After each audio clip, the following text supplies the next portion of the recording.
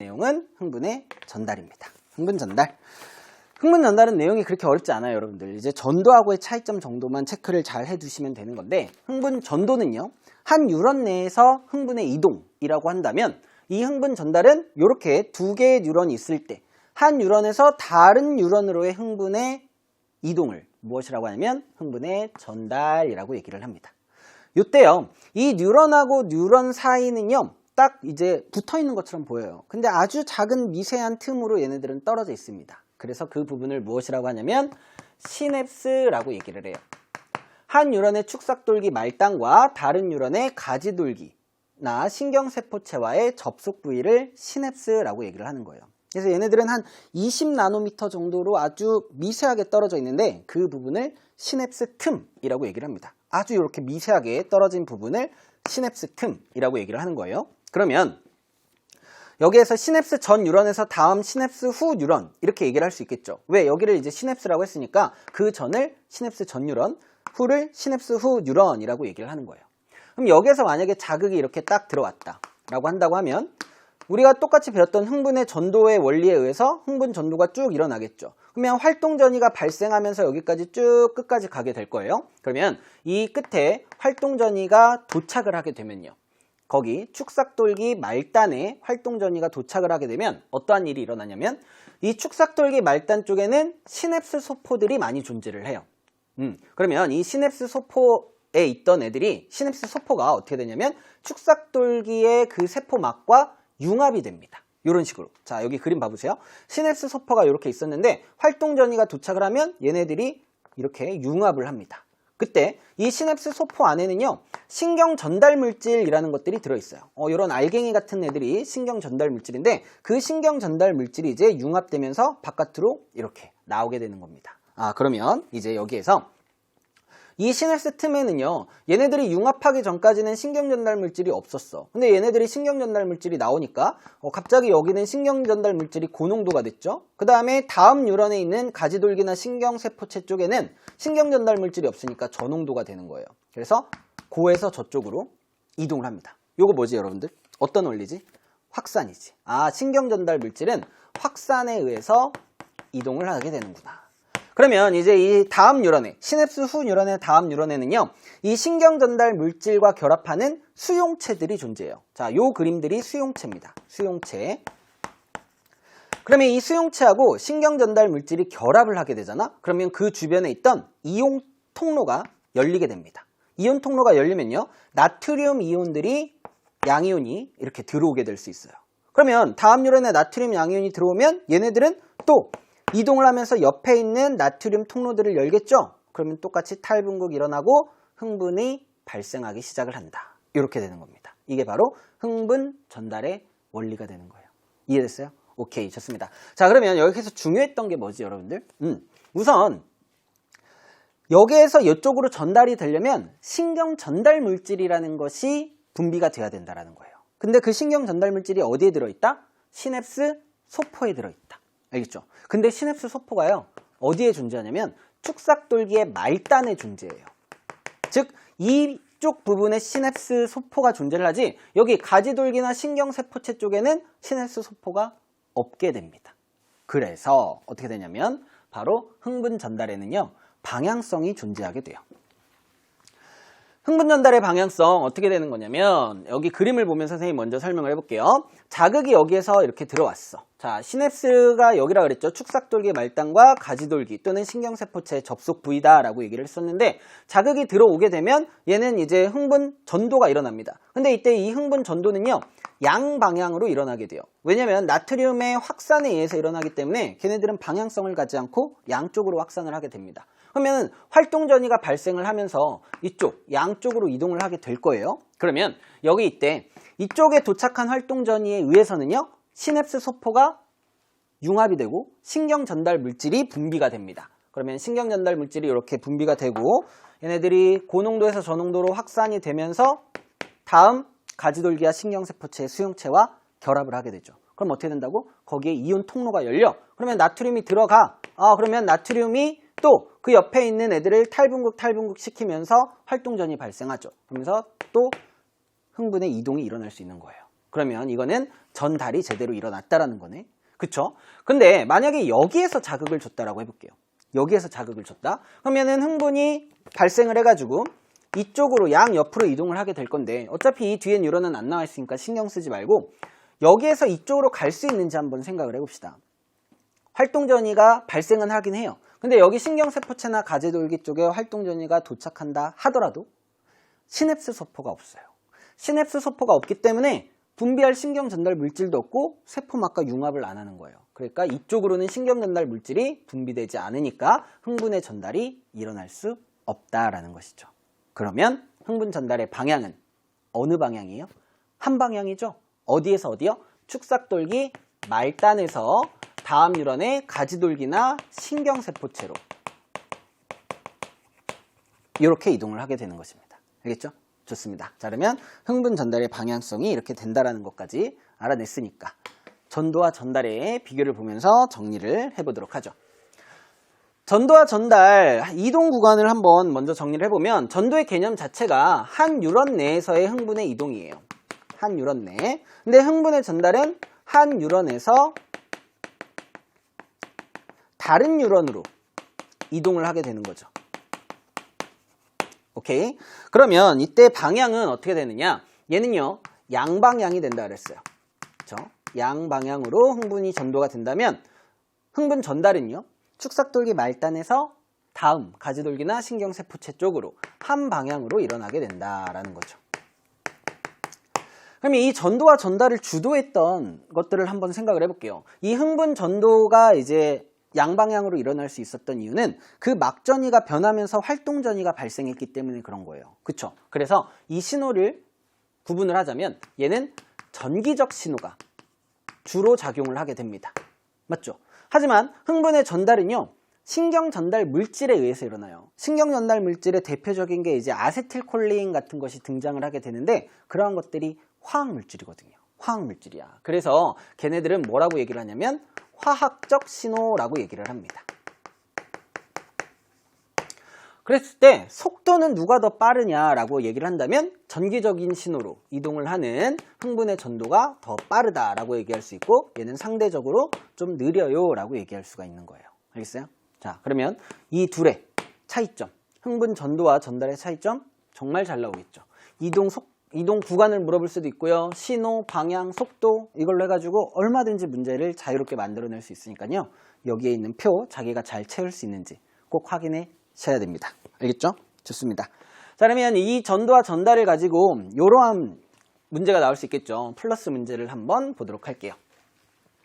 자, 그림은요, P 지점에 역치 이상의 자극을 줬다. 즉 활동전이가 발생할 수 있을 만큼의 세기의 자극을 줬다라는 거예요. 동시에 자극을 준 후에요, 신경 ABCD의 Q 지점에서 여기에서 나타나는 막전이의 변화를 이렇게 옆에다가 나타낸 거예요. 그렇죠?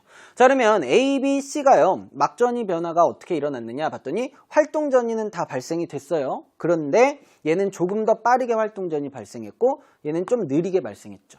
그리고 여기 D는요, 아예 막전이의 변화가 없네요. 아, 그러면 ABCD 중에서 우선 막전이 변화가 없을 것 같은 거 먼저 한번 찾아볼까요? 누가 막전이 변화 없을까요? 자극을 여기에 줬어. 그랬을 때 여기에서 지금 막전이 변화를 잰 거기 때문에 여기에 이 Q 지점에 흥분이 이동을 하지 못하는 애를 한번 찾아보면 되겠죠. 누가 있을까? 라고 봤더니 여기 D 있죠. D 여러분들.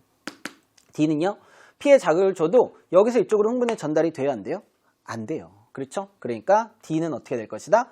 요렇게 막전이 변화가 없을 것이다. 이렇게 나오는 거예요. 알겠죠? 조금 더 어렵게 나온다면 요 ABCD를 안 주고 뭐 1, 2, 3, 4 준 다음에 ABCD랑 매칭하는 문제까지도 나올 수 있는 거예요. 그치? 그러면은 얘는 D가 막전이 변화 없다라는 거. 왜 그런지 이 그림을 보고 이해를 했고요. 그러면 ABC 중에서는요, 우선 플러스 문제 1번이 A와 B 중 흥분 전도 속도가 빠른 거냐, 어떤 게 더 빠르냐라고 물어봤기 때문에 해볼게요. 자, 우선 우리 그림만 보고서도요, 얘는 마리집이 있어요. 얘는 마리집이 없어요. 그쵸? 그러면은 민마리집과 마리집 중에 누가 더 흥분 전도 속도가 빠르다 그랬지? 마리집이요. 왜? 마리집은 절연체 역할을 하기 때문에 랑비의 결절에서만 도약 전도가 일어난다라고 얘기를 했어요. 그래서 빠르다라고 했는데 보니까 막전이 변화도 더 빠른 시간 안에 변하면서 활동 전이가 더 빠르게 형성이 됐죠. 그걸 보고 알아낼 수 있어요. A가 B보다 더 빨라요. 됐어? 그 다음에 이 B하고 C를 보면 흥분 전도 속도와 전달 속도 중에 누가 더 빠른지 알아낼 수 있죠. 우리는 흥분 전도가 빠르다라는 걸 배우고 왔지만 그래도 그래프에서 한번 본다면 B하고 C를 한번 봐보세요. 막전이 변화가 B가 더 먼저 일어났죠. 그러니까 얘가 더 흥분이 Q 지점에 먼저 도착했다라는 거예요. 똑같은 원리야. 흥분이 먼저 도착하면 막전이가 더 먼저 변한다. 그러니까 여기에 속도가 더 빠르니까 여기에 먼저 도착했고 얘가 막전이 변화가 먼저 일어난 거야. 그렇지? 그 다음에 여기 C는요. 여기에서 조금 시간이 딜레이 됐을 거예요. 지연이 됐겠죠. 왜? 화학 물질에 의해서 이동을 했기 때문에. 그래서 조금 늦게 막전이 변화가 일어났어요. 속도는 전도가 전달보다 빠르다라는 거 알아낼 수 있겠네요. 다음 C와 D를 통해 알 수 있는 흥분 전달의 방향성이요. C와 D를 딱 봤더니 흥분 전달의 방향성은 어디다? 축삭돌기 말단에서 다음 뉴런, 가지돌기나 신경세포 쪽으로 이렇게 또는 시냅스 전 뉴런에서 후 뉴런으로 이동을 하는 것이다. 한 방향으로 이동을 한다라는 것까지도 해석을 해낼 수가 있습니다. 알겠죠? 그래서 전도와 전달의 차이점을 이런 식으로 문제 낼 수 있구나라는 거 여러분들이 파악해 주시면 좋을 것 같아요. 좋습니다. 자, 그러면 이제 선생님이랑 마지막으로 개념 어떤 거 하고 문제 풀어볼 거냐면요. 아주 간단한 개념이에요, 여러분들. 이거는 만약에 시험 문제 나온다면 정말 여러분들이 그냥 간단하게 진정제가 뭐고 각성제가 뭐냐 그 정도만 아시면 문제를 충분히 풀 수 있기 때문에 선생님이 굳이 빈칸까지도 만들지 않았습니다. 진정제는요, 신경 흥분을 억제하는 약물이에요. 그러니까 우리의 뭐 이제 수면제라든가 뭐 프로포폴 이런 것들이 대표적으로 해당이 되는 거고요. 각성제는 신경 흥분을 촉진시켜서 각성을 일으켜요. 그쵸? 그래서 얘네들은 우울증과 같은 질병을 치료하는 데 사용할 수 있어요. 대표적으로 뭐 우리 카페인이요. 카페인 같은 거. 여러분들 뭐 이제 좀만 피곤하면 뭐 핫, 그 다음에 레드 뭐 이런 거 먹으려고 하잖아요. 거기에 정말 고농도의 카페인이 들어있다고 하는데 여러분들이 정말 피곤할 땐 잠깐 먹어도 되지만 너무 많이 먹으면 그건 약물의 남용이 되는 거거든요. 그러니까 그런 것도 여러분들 성장기니까 좀 주의하셔야 돼요. 알겠죠? 그 다음에 환각을 유발하는 약물을 환각제라고 얘기를 합니다. 마리화나 부탄가스 이런 것들. 그래서 얘네들의 특징과 종류 정도만 간단하게 구분을 해 두시면 될 것 같아요. 알겠죠? 그 다음에 시냅스에서 약물의 기능은 이거하고 같은 맥락이니까 한번 봐두시라고 선생님이 적어 두었습니다. 좋아요. 그러면 이제 개념 이 정도로 보고요. 우리 실전 8강에서는요. 신경계의 구조와 기능에 대한 내용을 한번 보도록 할 건데요. 선생님이 두 강으로 나눴습니다. 첫 번째 오늘 이번 시간에는요. 중추신경계와 관련된 얘기를 주로 하게 될 거예요. 그리고 그 다음 강의에서 선생님이 이제 말초신경계와 그 관련된 중추하고 이제 합친 내용을 함께 설명을 드리도록 하겠습니다. 자, 이번 강의의 멘토스 포인트 먼저 보셔야겠죠, 여러분들. 첫 번째는요. 뇌의 각 부분의 명칭과 기능을 연결하는 거예요. 이제 중추신경계 하면 뇌하고 척수가 딱 등장을 하게 되거든요. 근데 그 뇌가 이제 여러분들의 시험지에 어떻게 나오게 될 거냐면 이제 명칭들을 A, B, C, D, E, 가나다라마 이런 식으로 해가지고 블랭크를 이렇게 비워둘 겁니다. 빈칸을 둘 거예요. 그러면 여러분들이 그 명칭이 무엇이구나 라는 걸 먼저 맞출 줄 아셔야 됩니다. 그 다음에는요, 보기 선지의 기능들이 나오게 될 거예요. 그 기능하고 제대로 매칭이 되어 있는지 그거 연결하는 거 쌤이랑 한번 연습해 보도록 할 거고요. 두 번째, 무조건 반사랑 의식적인 반응이 있어요. 이 무조건 반사와 의식적인 반응의 경로는 어떻게 되고 그런 것들을 비교하는 거, 선생님이랑 구분하는 거 공부해 보도록 하겠습니다. 자, 이제 첫 번째로요, 신경계를 구분을 먼저 해보도록 할게요. 신경계는요, 크게 중추신경계와 말초신경계로 구분을 할 수가 있습니다. 중추신경계는 딱 두 가지밖에 없으니까 여러분들 기억하시면 되는데 중추신경계는 뇌와 척수가 있는 거예요. 얘네들은 너무나 중요한 중추다 보니까 뼈들이 이렇게 감싸고 있어요. 우리 뇌는 무슨 뼈로 감싸져 있죠? 두개골이요. 두개골로 감싸져 있고요. 척수는 척추뼈 있죠? 척추로 이렇게 구성되어져 있습니다.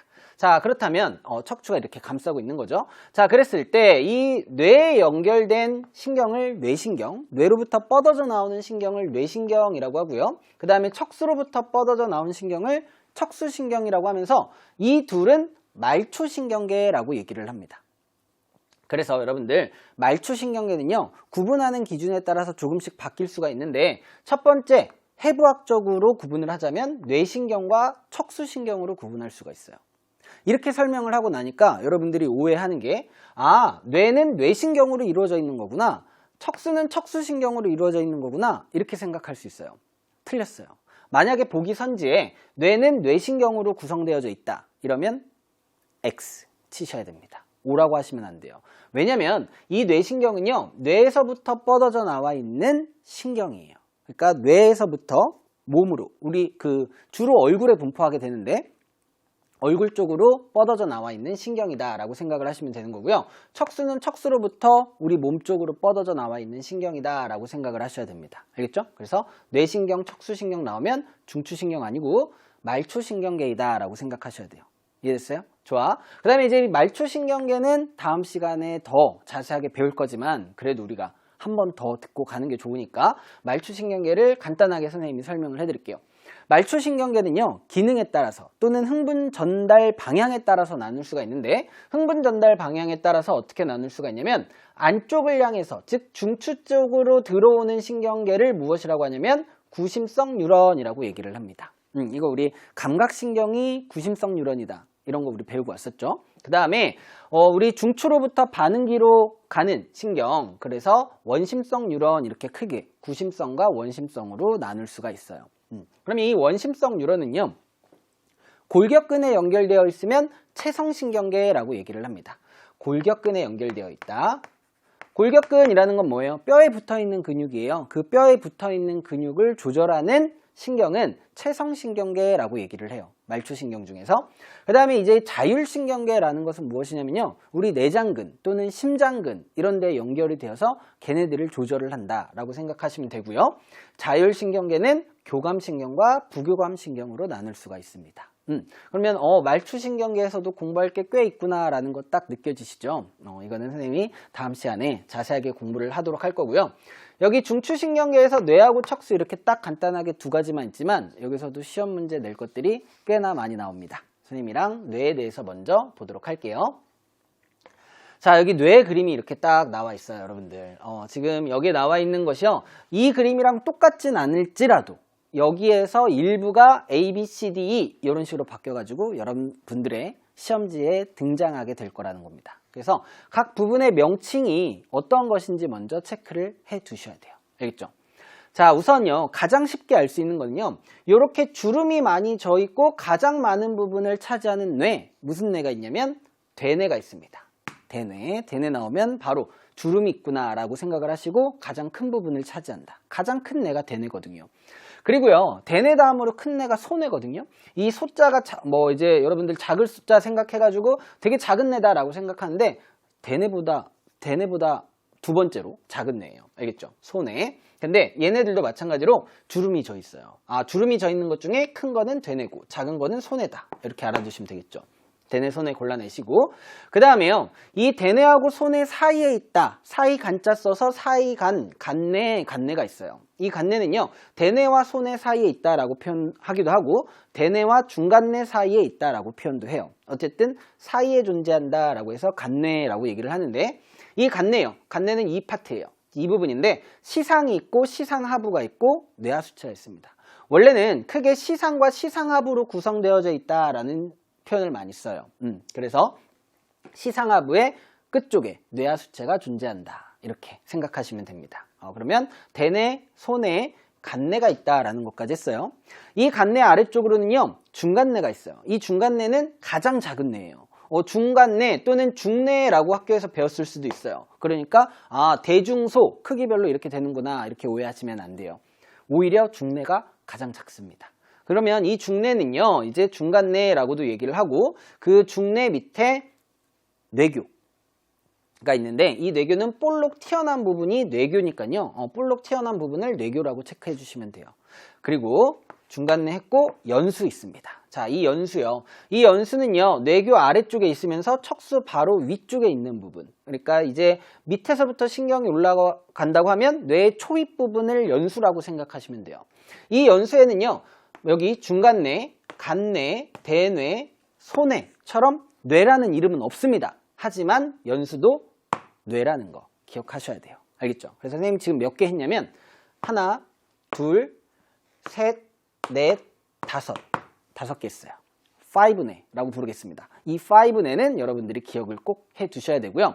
이제 여러분들이 이제 학교 시험을 좀 보다 보면 그 시험을 출제하는 선생님들의 성향이 좀 파악되지 않아요, 여러분들? 근데 우리 선생님은 좀 지엽적인 거를 좋아해. 지엽적인 거를 이제 잘 내시는 분인 것 같아. 그런 학생들은 뇌량이랑 뇌교 이런 것까지도 알아두시는 게 좋아요. 알겠죠? 뇌량이랑 뇌교는 선생님이 좀 이따가 설명을 하도록 하고요. 그리고 반드시 꼭 기억해야 될 게 있어요. 5네 더해서 제일 잘 나오는 거. 뇌줄기입니다. 중간내 뇌교 연수는 뇌줄기를 구성한다 라는 거예요. 여러분들 줄기가 뭐예요? 줄기. 우리 뿌리 줄기 파면 식물 그 줄기 떠오르잖아요. 여기 보니까 이렇게 뇌에서 하나의 뭔가 줄기처럼 뻗어져 나와 있지 않나요? 그래서 중간내 뇌교 연수를 뇌줄기라고 얘기를 해요. 알겠죠? 그래서 이 뇌줄기는요, 왜 이렇게 합쳐놨냐면 얘네들이 이제 우리 생명을 유지하는데 아주 중요한 역할을 하는 뇌 부분이에요. 그래서 뇌줄기는 생명의 뇌라고도 얘기를 하고요. 이 부분이 이제 그 손상되면 생명을 유지하기가 힘들 수도 있습니다. 알겠죠? 그래서 뇌줄기, 뭐뭐가 포함되어 있는지 꼭 기억해 두세요. 알겠죠? 좋습니다. 자, 그럼 우리 하나하나씩 보면서 체크를 해보도록 할게요. 대뇌 먼저 들어가 보도록 합시다. 대뇌는요, 우리 가장 큰 뇌라고 얘기를 했고요. 얘네들은 주름이 많이 져 있어요. 그래서 표면적을 넓힐 수 있게끔 되어 있고요. 이 대뇌는 좌우 방구가 있습니다. 그래서 이제 우리 좌방구가 우리 몸의 오른쪽을 지배하고 우방구가 왼쪽을 지배한다. 그래서 우리가 오른손을 많이 쓰면 좌뇌가 발달하고 이런 얘기 많이 들어봤잖아요. 그거예요. 맞아요. 자, 그래서 이제 이 대뇌는 좌방구와 우방구로 구성되어 있으면서 무슨 역할을 하냐면 우리의 고등 정신 활동에 중추가 됩니다. 우리가 생각한다, 기억을 한다, 뭔가를 추리를 해, 이런 것들 있잖아요. 그런 것들에 다 관여하는 게 바로 대뇌예요. 그리고 이 대뇌는 수위운동의 중추이기도 합니다. 수위운동의 중추. 수위운동이라는 건 무엇이냐면요, 내 맘대로 할 수 있는 운동이에요. 의지대로 할 수 있는 운동을 수위운동이라고 얘기를 하고요. 내가 지금 이렇게 판서를 하고 있잖아요. 분필을 사용하고 있어. 여러분들도 이제 손을 움직이고 다리를 움직이죠. 그런 거를 의지대로 움직이는 운동을 수위운동이라고 하면서 대뇌가 수위운동의 중추다. 이런 표현을 써요. 기억해 두시고. 자, 다음에 이 좌우방구가 그럼 나뉘어져 있잖아요, 여러분들. 이 좌우방구를 연결해주는 애들은 없을까? 그 부분이 어디냐면 뇌량이에요. 뇌량. 선생님이 지엽적인 걸 좋아하시는 출제자가 계시다면 뇌량을 낼 수도 있다 그랬죠? 그러면은 뇌량. 무엇이냐? 대뇌의 좌방구와 우방구를 연결해주는 부분으로서 그 좌방구와 우방구의 신호 전달을 할 수 있는 부위가 뇌량이다 라고 생각하시면 돼요. 좋습니다. 그러면은 이 대뇌에서 잘 나오는 것 중에 하나가 겉질과 속질의 색깔이 잘 나와요. 이제 색까지 나오는구나. 대뇌는요, 이제 겉부분과 안쪽 부분이 있어요. 겉으로 쌓여 있는 부분을 겉질이라고 하고요. 그 다음에 안쪽 부분을 속질이라고 하는데 그 중에서 겉에 부분, 겉을 둘러싸고 있는 부분이 색깔이 진합니다. 회색으로 나타나요. 그 다음에 안쪽은 하얀색, 백색으로 나타납니다. 그래서 회색질, 백색질 이렇게 불러요. 왜 그러느냐? 왜 그러는지 알고 우리가 암기하려고 시도를 해야지 더 오래 기억에 남으니까. 회색질은요, 무엇이 모였냐면 우리 뉴런 중에서 신경세포체가 모여 있습니다. 신경세포체 뭐였는지 기억나요? 요렇게 우리가 이렇게 그렸을 때 이 앞부분이 신경세포체, 그 다음 여기에 가지돌기 같은 거 요런 식으로 있고 뒷부분이 축삭돌기다 라고 얘기했었잖아요. 요 부분이 바로 겉질에 분포해 있는 거예요. 주로 많이 분포가 되어 있어요. 그러면 백색질에는 뭐가 많이 있느냐? 축삭돌기가, 이 부분 축삭돌기가 모여 있기 때문에 얘네들은 상대적으로 연한 색깔을 띠게 됩니다. 신경세포체랑 축삭돌기 봐봐요. 얘네가 모여있는 게 아무래도 진한 색깔로 나타나지 않겠어요? 이 신경세포체에 핵 같은 거 존재하잖아요. 그렇죠? 그렇기 때문에 좀 진한 색으로 나타난다. 그게 회색이다. 회색질. 이렇게 생각해 두시면 됩니다. 자, 이 겉질하고 속질의 선생님이 잘 나온다고 했는데 왜 잘 나오냐면요, 척수요. 우리 뇌하고 척수가 중추신경계라고 했잖아요. 척수도 겉질과 속질로 구분이 되어 있어요. 그랬을 때 색깔이 대뇌와 반대입니다. 그래서 써놓자. 척수와 반대의 특성을 갖는다. 그래서 지금 여기 그림을 선생님이 여기 가져와 봤는데 대뇌는요 겉질이 이렇게 진한 색으로 나타나고 안쪽이 연한 색으로 나타난다면 척수는 이제 뒤에 가서 한 번 더 보여줄 텐데 반대예요. 안쪽이 진하고 바깥쪽이 연하다. 그래서 척수는 안쪽이 회색질, 바깥쪽이 백색질 이렇게 되니까요. 이 둘을 같이 공부를 할 때 어떻게 하는 게 좋을까요, 여러분들? 선생님의 공부 방법은 이래요. 헷갈리면 하나만 제대로 외우자. 그쵸? 그러면 대뇌가 겉질이 회색질이다라는 것만 하나만 딱 문장만 기억해요. 대뇌 겉질이 회색질이야. 그러면은 속질은 백색질일 거고 척수는 반대야. 그러면 척수의 속질이 대뇌의 겉질과 같지. 이런 식으로 하나의 기준만 딱 명확하게 해두고 다른 것들을 연상시키세요. 알겠죠? 좋습니다. 자, 그러면 이제 대뇌는요, 이제 겉질과 속질이 있다라는 것까지 얘기를 했어요. 좋죠? 자, 그러면 넘어가서 대뇌 겉질의 구분을 조금 더 구분을 해보도록 할게요. 이 대뇌의 겉질은요, 이제 우리가 위치에 따라서 어떻게 구분을 할 수가 있냐면, 이렇게 앞부분 전두엽이 있고요, 뒷부분 뒤후자를 써서 후두엽이 있어요. 그 다음에 여러분들 그 정수리 쪽 윗부분 쪽을 뭐라고 하냐면 두정엽이라고 하고 옆쪽을 축두엽이라고 얘기를 합니다. 이제 부위에 따라서 위치에 따라서 나눠 놓은 거예요. 근데 이 겉질은요, 이제 그 고등정신 활동의 대부분을 담당을 하게 되는데 얘네들은 감각력, 감각령, 운동령, 연합령이 나뉘어져 있어요. 감각령 하면 여러분들 감이 딱 오실 거야. 감각기로부터 오는 정보를 받아서 감지하는 부분이에요. 그 다음에 연합령은요, 이제 우리 연합뉴런 배웠으니까 그거랑 비슷해요. 감각령에서 들어온 정보를 종합 분석하고 판단해서 필요한 명령을 운동령에게 전달을 해주는 거죠. 그러면 운동령은 연합령의 명령을 받아서 뭘 조절하겠어요? 그렇지. 의지대로 할 수 있는 운동을 조절합니다. 네 글자. 뭘까요? 수위운동. 그래서 대뇌는 수위운동의 중추다라고 얘기를 했었던 거죠. 그게 이제 운동령에서 일어난다라는 거예요. 오케이. 자, 좋아. 그러면 이제 여기서 알 수 있는 거는 무엇이냐? 감각령, 운동령, 연합령이 이런 식으로 나뉘어져 있구나. 부위가 나뉘어 있구나라는 거예요. 알겠죠? 그럼 이것과 관련해서 어떠한 그림이 등장을 할 수 있냐면 이러한 그림이 등장을 할 수가 있어요. 말을 들을 때, 글자를 볼 때, 말을 할 때, 말을 만들어낼 때 이런 식으로 각각 우리가 다른 활동을 할 때 활성화되는 부위가 다르다는 거예요. 활발한 부위를 이렇게 빗금으로 표시를 한 거예요. 말을 들을 때는요, 우리 이제 청각과 관련돼 있겠죠. 측두엽이 이런 식으로 활성화가 된대요. 그 다음에 글자를 볼 때는 후두엽 쪽이 활성화가 되고요. 그 다음에 말을 만들어낼 때는 전두엽 쪽이 이렇게 활성화가 된대요. 그러니까 대뇌의 각 부위에 따라서 활발한 부위가 역할에 따라서 활동에 따라서 달라진다는 거죠. 그럼 이건 어떠한 장점이 있냐면 겉질은 부위에 따라 기능이 분업화되어 있으면서 뭔가 효율적으로 일을 할 수가 있다는 거죠. 분업화되어 있다. 그렇죠? 자, 그래서 이러한 겉질의 특징을 기억을 해 두셔야 됩니다. 알겠죠? 분업화되어 있다. 좋습니다. 대뇌 이 정도로 보고요. 소뇌로 한번 가보도록 할게요. 자, 소뇌 이제 대뇌 뒤쪽 아래쪽에 위치해 있어요. 그쵸? 자, 그래서 대뇌 다음으로 큰 뇌다 주름져 있다. 똑같이 주름져 있고 소뇌도 좌우 방부 나뉘어져 있습니다. 됐죠? 자, 그러면 이제 이 소뇌는요, 어떤 거 기억하면 되냐면요, 뭐 많은 걸 기억하려고 하지 마. 딱딱 키워드를 잡자. 소뇌도 마찬가지로 수위운동 조절을 해줘요. 근데 이제 대뇌와 함께 해주는 거예요. 그래서 수위운동의 중추를 대뇌라고 한다면 얘는요, 좀 더 정교하게 미세하게 수위운동을 할 수 있게끔 도와주는 애들이 소뇌입니다. 그래서 수위운동에 관여한다 라고 표현할 수가 있고요. 이거보다 소뇌하면 기억해야 되는 건 이겁니다. 몸의 평형유지. 우리 운동 같은 거 할 때 평형을 유지하는 거 진짜 중요하잖아요. 그쵸? 그 평형 유지를 할 때 소뇌가 관여를 한다는 거예요. 그래서 평형 유지하면 소뇌 꼭 기억을 해 두셔야 됩니다. 알겠죠? 소뇌 됐고, 그 다음에 넘어가서 간뇌를 먼저 볼게요. 간뇌. 자, 간뇌는 아까 선생님이 뭐와 뭐로 크게 구성되어 있다라고 얘기할 수 있다고 그랬죠? 시상과 시상합으로 구성할 수 있다라고 얘기할 수 있다.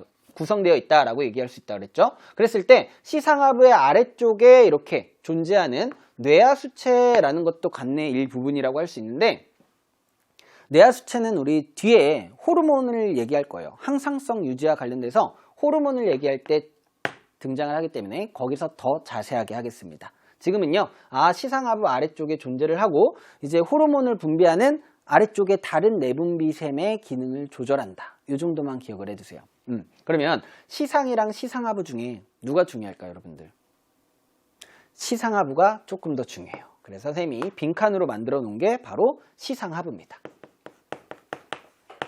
시상하부는요, 자율신경계 조절 중추예요. 자율신경계 아까 어디서 나왔었냐면 신경계를 구분할 때 나왔었죠. 말초신경계의 원심성 뉴런에 해당하는 게 체성신경계와 자율신경계가 있었다. 그때 교감과 부교감 신경이 있었는데 그때 조절 중추가 그것들의 조절 중추가 시상하부가 되고요. 그 다음에 얘네들은 체온 조절, 혈당량 조절, 삼투압 조절 등 항상성 유지의 조절 중추이기도 얘기를 해요. 그래서 상상성의 삼총사 나왔다. 체온, 혈당량, 삼투압 얘네들 나오면 조절 중추는 간내의 시상하부다라는 거를 기억해 두셔야 됩니다. 알겠죠? 그러면 시상이라는 거는 아예 안 나오나요? 아니죠, 여러분들. 시상이라는 것도 알아두시는 게 좋습니다. 자, 시상도요. 시상은 무엇이냐면 이 아래쪽에서 이제 감각이나 이런 것들이 올라오게 될 거예요. 그쵸? 그러면 이 아래쪽에서 올라오는 감각 정보를 대뇌 겉질에게 전달해주는 역할을 하는 게 바로 시상이에요. 이렇게 생각하면 돼. 척수나 연수 쪽에서 감각 정보가 올라올 수가 있어요. 그쵸? 그렇게 됐을 때 여기 시상을 거쳐서 대뇌 겉질로 간다. 알겠죠? 그래서 거기를 전달하는 역할을 해준다라고 생각하시면 되는 거죠. 좋아요. 자, 그러면 간뇌의 내용을 받고 중뇌를 볼게요. 자, 중간뇌라는 거는요, 여러분들이 이제 중뇌라고도 이제 나올 수가 있지만 교과서에는 거의 다 중간뇌라고 나와 있기 때문에 선생님이 그림에는 중간뇌로 실어놨어요. 자, 중간뇌를 한번 보도록 할게요. 중간뇌는요, 이제 자극의 전달 통로이기도 하고요. 감각 정보의 전달 통로다라고 얘기도 하고, 그 다음에 손해를 도와서 평형 유지를 도와줄 수도 있다. 이런 얘기도 해요. 하지만 진짜 중요한 중뇌의 역할은 얘예요. 안구 운동과 홍채 운동을 조절을 해줍니다. 그 다음에 얘네들은 누구의 중추냐? 바로 동공반사의 중추다라는 거. 정말 중요하니까 꼭 기억해 두세요. 중뇌는 동공반사의 중추다. 자, 중간뇌 할 때 그 중자가 가운데 중자예요, 여러분들. 그래서 가운데 중자에 이렇게 가운데 점 찍으면 눈 닮았죠? 그래서 눈과 관련된 동공반사 안구운동 기억해 두시면 될 것 같습니다. 알겠죠? 그러면 여러분들 동공이라는 거 뭔지 알죠?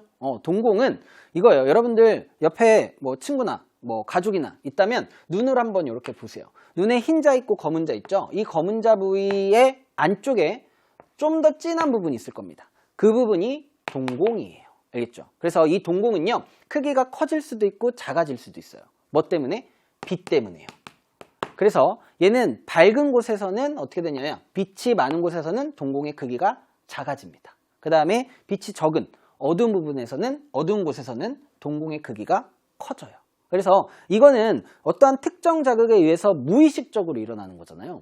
내가 맘대로 막 빛이 많이 왔으니까 동공을 크게 해야지 이런 게 아니라 알아서 되는 거란 말이에요. 무의식적인 반응이에요. 이런 걸 뭐라고 하냐면 반사예요. 특정 자극에 의해서 무의식적으로 반응하는 거 반사라고 얘기를 합니다. 그래서 얘를 동공반사라고 얘기하는 거예요.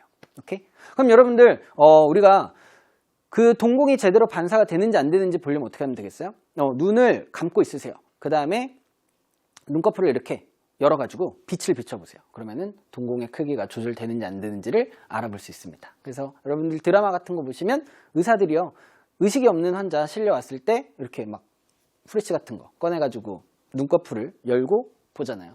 중뇌가 손상됐는지 안 됐는지 확인하려는 거예요. 알겠죠? 자, 그렇게 이해하고 넘어가시면 될 것 같습니다. 자, 그러면 중뇌까지 우리 또 봤고요. 넘어가서 연수를 보면 되겠죠. 연수. 자, 연수 얘는 무엇이냐면 대부분의 신경의 좌우 교차가 일어나는 곳이에요. 아까 선생님이 좌방구, 우방구 대뇌에 있다라고 설명하면서 좌방구는 오른쪽을 지배하고 우방구는 왼쪽을 지배한다라고 얘기했었죠. 그렇게 될 수 있었던 이유가 신경이 좌우가 교차되기 때문이에요. 대부분이 어디에서 일어나냐면 연수에서 일어납니다. 근데 신경은 모두 연수에서 좌우 교차가 일어난다? 그건 아니에요. 왜냐하면 척수에서 일어나는 애들도 있거든요. 하지만 대부분 신경의 좌우 교차가 일어나는 뇌는 연수다라고 생각하시면 되고요. 이 연수는요, 아주 중요한 역할을 해요. 왜냐하면 생명 유지와 관련된 뇌거든요. 그래서 우리 몸의 심장 박동, 호흡 운동, 소화 운동, 이 소화 운동은 소화액 분비 뭐 이렇게도 나올 수 있어요. 어쨌든 이런 것들을 조절하는 중추예요. 그럼 만약에 연수가 망가지면 어떻게 되겠어? 호흡 운동 잘 안 되겠죠. 그러면 이제 여러분들이 뇌를 만약에 손상이 된 거야. 뇌가 손상이 된 거야. 그랬을 때 연수에 손상이 일어났다? 호흡 운동에 조절이 안 되니까 병원에서 뭐 끼워주겠어요? 인공호흡기 끼워주겠죠. 그런 거예요. 알겠죠? 그 다음에 여러분들 식물인간 있잖아요. 식물인간. 식물인간은 이러한 호흡 운동이나 심장박동 이런 거는 제대로 일어나요. 그러니까 연수나 이런 것이 다친 것이 아니라 식물인간 의식이 없잖아요. 그거는 대뇌가 손상이 된 거예요. 그래서 여기 뇌 중에서 대뇌가 손상된 그 환자가 식물인간이다. 이렇게 표현한다. 라는 것도 하나 정도 기억해 두시면 좋을 것 같아요. 자, 그 다음에 연수로 다시 돌아가서 반사 중추이기도 해요. 반사가 이제 특정 자극에 의해서 일어나는 무의식적인 반응이라고 했었죠. 자, 그래서 얘네들은 대뇌가 관여하지 않는 의식적인 반응이 아니에요. 자, 그랬을 때 연수가 중추가 되는 그 것들이 무엇이 있느냐? 침분비, 기침, 재채기, 하품, 눈물 분비 등이 있습니다. 그럼 여기에서 대부분이 뭐와 관련되어 있냐면 입과 관련되어 있죠. 입. 그래서 입과 관련된 거는 연수가 반사의 중추다라는 것도 기억을 해 두셔야 됩니다. 아시겠죠? 좋습니다. 자, 그러면 이제 연수라는 것까지 봤고요. 아까 뇌줄기에 대한 얘기에서 뇌교가 그러면 빠졌으니까 이 뇌교는 뭔지 잠깐 보고 갈까요? 뇌교가 아까 그 중간뇌 밑에 있으면서 볼록하게 튀어나온 부분이다 라고 얘기를 했습니다. 그래서 얘는요, 연수와 함께 호흡 운동을 조절해 줄 수도 있어요. 호흡 운동을 조절하기도 합니다. 그래서 여기 얘네들은 생명의 뇌인 뇌줄기에 포함이 된다 라고 얘기를 했던 거예요. 중간뇌, 뇌교, 연수 기억을 해 두시면 좋을 것 같습니다. 자, 넘어가서 이제 뇌를 다 봤으니까 척수를 봐보죠. 이제 이 뇌 밑에 쪽에 이제 연수의 끝부분에서 연결된 부분이 척수예요. 그러면 이 척수는 우리 쭉 길게 연결이 되어 있겠죠? 그랬을 때 걔네들을 보호하는 게 척추입니다. 그쵸? 그 다음에 그 안에는 액으로 주변이 둘러싸여져 있고요. 그 척수를요, 이렇게 단면을 보면 이렇게 그림이 나와요. 보면 여러분들 안쪽이 있고 바깥쪽이 있다는 거 보이죠? 바깥쪽을 겉질, 안쪽을 속질이라고 합니다. 그럼 여러분들 색이 어떤 게 더 진한지 한번 봐볼까요? 안쪽이 더 진한 색이에요. 그래서 안쪽을 뭐라고 부르느냐? 회색질이라고 부르고요. 왜 회색질이겠어요? 신경세포체가 모여있기 때문에 그런 거고요. 겉질은 뭐가 되겠어요? 백색질이 됩니다. 그래서 아까 대뇌와 반대다라고 얘기를 했었죠? 대뇌는 겉질이 진한 회색질이었으니까 대뇌 겉질 기준으로 반대로 생각해서 우리가 공부를 해두자라는 거예요. 그럼 이 척수는요, 어떠한 역할을 하냐면 얘네들로부터 온몸으로 신경이 뻗어져 나오기 때문에 그 뇌하고 우리 온몸의 각 기관에 분포하고 있는 애들을 연결해주는 역할을 하기도 하는 거예요. 척수는. 그렇죠. 그래서 이 척수에는요, 운동신경과 감각신경이 연결이 되어 있습니다. 그때 특징이 어떻냐면 척수를 기준으로 뒤쪽, 즉 우리의 등 쪽이죠. 등 쪽에는 어떠한 신경들이 있냐면 감각신경이 배열되어 있어요. 그래서 감각신경은 뒤쪽, 등 쪽에 있다라고 해서 후군을 구성하고 있다라고 표현을 하고요. 그 다음에 운동신경은요, 어떻게 되냐면 앞쪽으로 나옵니다. 우리의 앞쪽이 배 쪽이잖아요, 여러분들. 배 쪽. 그래서 운동신경은 앞전자를 따서 배 쪽으로 배열되어 있다. 전근을 구성하고 있다라는 표현을 써요. 그래서 전근은 배 쪽이라는 뜻이고요. 그 다음에 후근은 등 쪽이라는 뜻입니다. 오케이. 자, 그래서 여러분들 이렇게 생각하시면 돼요. 그 척수 쪽으로 감각이 들어오고 반응기 쪽으로 운동신경이 나가게 된다. 자, 그래서 이렇게 등 쪽으로 들어와서 배 쪽으로 나간다 라는 거죠. 정말 잘 물어봐요. 그러면 등 쪽으로 들어오는 거 후근인데 후근을 구성하는 애들 누구라 그랬죠? 감각신경, 그 다음에 앞쪽으로 나가는 배 쪽으로 나가는 애들은 운동신경이에요. 근데 이게 너무나 헷갈리더라고. 너무나 헷갈려하는 학생들이 많아서 선생님이 이렇게 여러분들 암기하라고 암기법을 만들었어요. 뭐냐, 우리 걸어가는 거나 뛰어가는 것보다는 뭐 하는 게 빠르죠? 차로 이동하는 게 빨라요. 그래서 우리 비교했을 때 걸어가는 거랑 뭐 뛰어가는 것보다 운전하면 더 빨리 도착한다. 이걸 조금 이렇게 표현해 볼게요. 운전하면 후딱감, 이거예요. 자, 뭔지 알겠죠, 여러분들? 운동신경은 전근을 구성하고 그 다음에 후근은 감각신경이 구성한다 이거예요. 알겠죠? 그래서 운전하면 후딱감 이거 하나 기억해 두시면 문제가 나오더라도 여러분들이 헷갈리지 않고 운동신경은 정근, 감각신경은 후근 구성한다. 이거 바로 맞출 수 있을 거예요. 꼭 적어두세요. 알겠죠?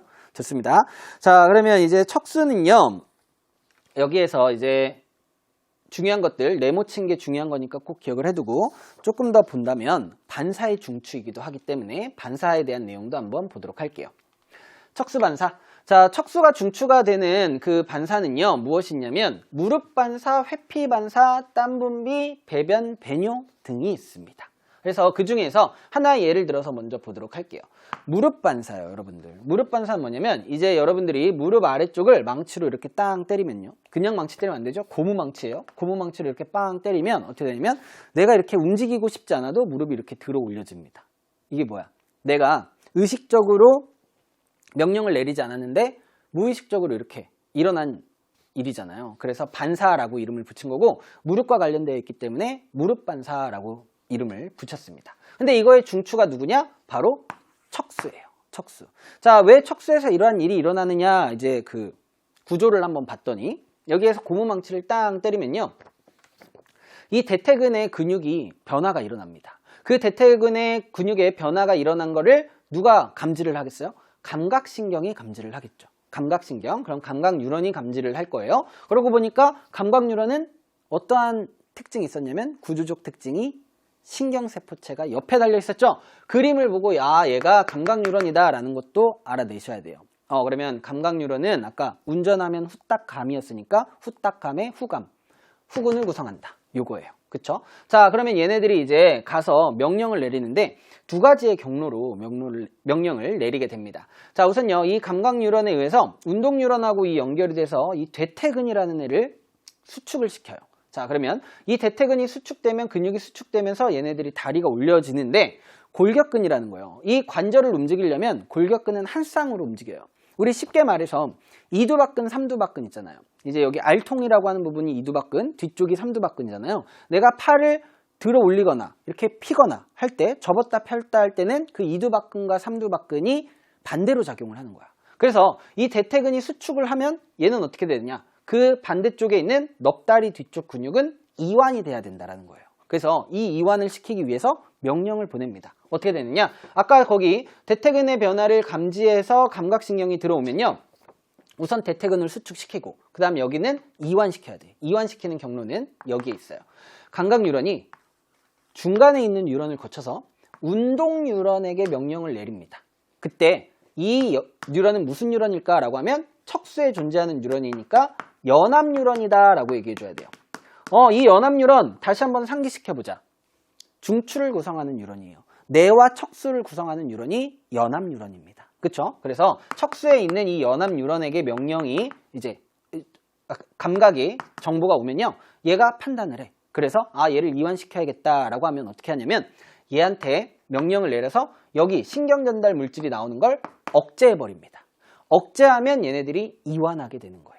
알겠죠? 신경전달 물질이 많이 나오면 수축하게 되는 거예요. 그래서 얘네들은 이제 우리 말초신경계니까 말초신경계 가서 다시 한번 또 얘기를 해주도록 할 건데 어쨌든 얘는 뭐죠? 중추신경에 연결된 말초신경 중에 운동뉴런이 되는 거죠. 이 운동뉴런, 골격근에 연결된 이 운동뉴런을 체성신경계라고도 얘기를 해요. 오케이? 자, 그래서 무릎 반사는 어떻게 일어난 거야? 척수가 중추가 돼가지고 일어난 거예요. 그쵸? 대뇌가 관여를 했어, 안 했어? 안 했죠. 대뇌가 관여하지 않고 일어난 일이다. 그래서 척수 반사라고 얘기를 하는 거예요. 알겠죠? 좋아요. 그래서 이제 이 경로를 보면 약간 요렇게 일어나죠. 맞아요? 이렇게 들어와서 이렇게 나가요. 뭐죠? 우리 활시 위에 우리 당겼을 때 뭔가 활이 이렇게 접어든 모양 같지 않나요? 그래서 얘를 반사궁이라고도 얘기를 합니다. 활궁자 써서 경로가 활의 모양을 닮았다. 반사궁이라고도 얘기를 해요. 알겠죠? 그러면 여러분들 이렇게 오해하는 학생들이 있어요. 선생님, 그러면 무릎 반사가 일어났을 때는 대뇌가 아예 못 느끼는 거네요? 아니죠, 여러분들. 여러분들 고무망치를 무릎으로 치면 쳤다라는 거 느껴요. 그렇죠? 근데 얘네 그 자극이 대뇌까지 올라가겠지만 그 대뇌보다 더 빠르게 일어나는 일이 이 바로 척수반사다. 그래서 이 척수반사 그 자체에는 대뇌가 관여하지 않는다라는 거지 대뇌가 아예 못 느낀다라는 의미는 아니에요. 알겠죠? 자, 이렇게 무릎 반사 정리를 해두시면 되겠습니다. 자, 그러면 선생님이 계속 반사 중요하다고 하면서 여러 가지를 알려줬죠? 한 방에 정리를 해둡시다. 자, 이제 동공반사는 중추가 누군지, 그 다음에 여기 기침, 재채기, 하품 이런 거에 중추가 누군지 이런 것들을 여러분들이 구분을 해두셔야 되는데 동공 하면은 눈이었잖아요. 눈 하면 떠올릴 거는 중뇌예요. 동공반사의 중추는 중뇌고요. 그 다음에 기침, 재채기, 하품, 딸꾹질 보니까 입과 관련되어 있네. 입과 관련되어 있으면 연수예요. 그리고 조금 특이한 무릎이나 회피반사. 회피반사는 뭐냐면 마찬가지로 그 척수가 중추인데 뜨거운데 손을 대었을 때 우리가 아 뜨거 하기 전에 손을 먼저 떼죠. 손 떼고 아 뜨거 이렇게 얘기를 한단 말이에요. 그러니까 대뇌까지 가기 전에 내가 먼저 손을 떼. 왜? 먼저 반응이 일어날 수 있었던 이유는 척수가 중추여서 먼저 위험으로부터 보호를 했기 때문에 그런 거예요. 그 다음에 또는 뭐 날카로운 곳에 찔렸을 때 아 따거 하기 전에 먼저 손 떼잖아요. 그렇죠. 그런 게 바로 회피반사입니다. 그거의 중추는 누구라고요? 척수예요. 그 다음 뒤에 것도요. 땀, 배변, 배뇨 이런 것들이에요. 자, 얘네들은 약간 우리 몸에서 노폐물이죠. 노폐물. 그러니까 얘네들은 약간 좀 더러운 거. 우리 몸에 더러운 거를 이제 더러운 것을 관리하는 중추는 척수다. 이렇게 기억을 해두시면 조금 얘네들을 정리할 수 있을 겁니다. 할 수 있겠죠? 좋습니다. 자, 그러면 이제 반사에 대한 것도 정리를 했고요. 선생님이 얘기하고 싶었던 이제 의식적인 반응과 무조건 반사를 보면서 우리 개념 정리를 해보도록 할게요. 의식적인 반응과 무조건 반사를 우선 구분하세요 라고 얘기를 한다면 얘는 대뇌가 관여를 합니다. 대뇌에 의해서 우리가 의식적으로 내 의지에 따라서 움직일 수 있는 거예요. 오케이? 그걸 수위운동이라고 표현을 했던 거고 그 다음에 무조건 반사는 대뇌가 관여하지 않고 다른 애들이 중추인 거예요. 알겠죠? 그 중에 척수 반사를 예로 들어서 선생님이랑 공부를 했었던 겁니다. 자, 그러면 여기에서 지금 의식적인 반응 경로와 무조건 반사의 경로를 한번 써보래요. 여기에 A, B, C, D가 있으니까 한번 따라서 써보도록 합시다. 우선 여기 감각기관에서 감각을 느껴야 될 거예요. 그러면 감각기로부터의 정보를 전달해주는 뉴런은 감각 뉴런이겠죠? 그러면 A부터 시작을 합니다. 자, 여기 감각 뉴런으로 이렇게 신경세포체가 옆에 있다라는 것도 되겠네요. 그럼 의식적인 거니까 A부터 시작을 해서 대뇌까지 가야 된단 말이에요. 그럼 대뇌까지 연결된 이 뉴런 B를 따라서 C로 가야겠죠? 이 C는 뭐냐? 대뇌에 있는 연합 뉴런으로서 감각을 판단하고 반응하도록 명령을 내릴 거예요. 그쵸? 그러면 이 명령이 D로 이렇게 오게 됩니다.